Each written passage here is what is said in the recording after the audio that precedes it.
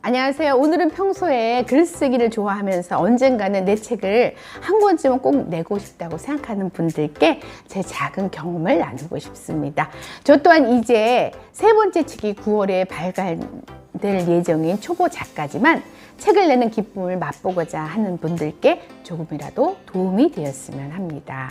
먼저 책을 내려면 글을 평소에 쓰는 습관과 독서하는 습관이 몸에 배도록 하는 것이 좋다고 생각합니다. 좋은 글을 많이 읽을수록 좋은 글을 쓸 수 있기 때문에 글을 쓰고자 하는 사람에게 필수적인 습관은 규칙적인 독서 습관입니다. 저처럼 외국에 거주하는 사람은 책 구하기가 어려운데요. 저는 그래서 인터넷으로 이북을 볼 수 있는 앱을 다운받아 읽고 있는데요. 매일 짬 시간을 내어 조금씩 읽다 보면 최소 일주일에 한두 권은 너끈히 읽을 수 있는 것 같습니다.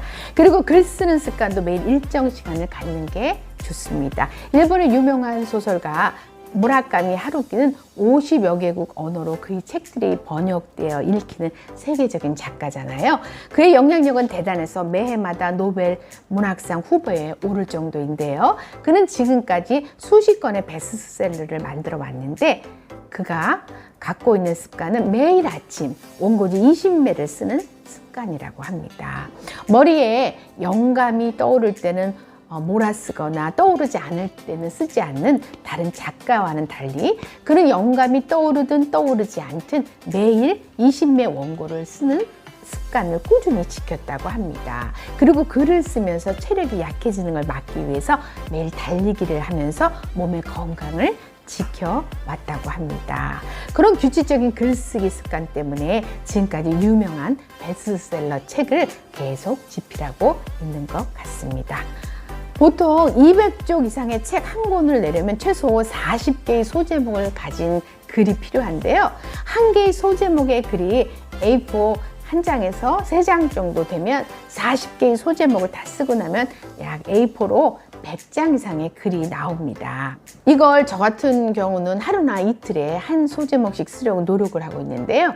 사업을 하면서 틈새 시간을 빼서 한두 시간씩 여유 시간을 글쓰기 위해 마련하고 있는데 참 즐겁습니다. 이렇게 소제목 한 꼭지를 쓸 때마다 표시를 해나가다 보면 몇 개월에 걸쳐 한 권 분량의 원고가 완성되는 기쁨을 누릴 수가 있습니다.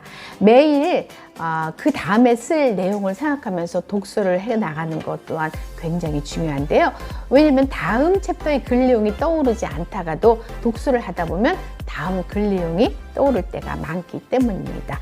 원고가 완성되면 교정을 보기 시작하면서 출판사에 원고를 보내 출간 문의를 합니다. 수십 개의 출판사에 원고를 보내서 과연 내 원고가 상품 가치가 있는지, 그래서 출판사에 출간 의향이 있는지를 알아보는 건데요. 저 같은 경우는 첫 번째 원고는 이곳 자카르타에서 잠시 사역하시던 한 원로 목사님께서 우연히 원고를 보시고 한국 출판사 사장님께 전해드려서 출판이 이루어졌습니다. 두 번째 원고는 출판사 여러 곳에 보냈는데 그중 한 기독교 출판사에서 출간 제의를 하셔서 출간을 했고요.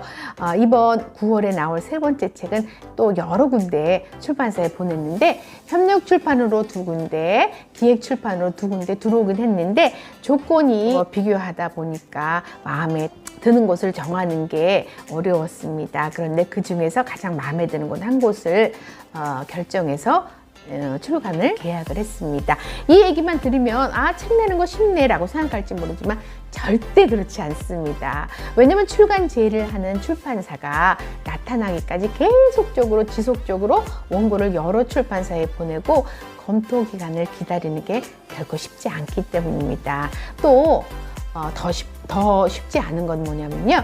검토한 출판사에서 이 원고는 본사와 출간 방향이 맞지 않습니다. 죄송하지만 출간할 수 없습니다 라고 출간 거절 메일을 여러 군데서 이렇게 받을 때가 있는데 그것을 수용하는 것 또한 쉽지 않답니다. 또 출간 제의를 받았다고 해서 계약을 맺기까지 서로 조건을 조율해 가면서 마음을 맞추는 것도 쉽지 않습니다. 또 가장 어려운 건 뭐냐면요.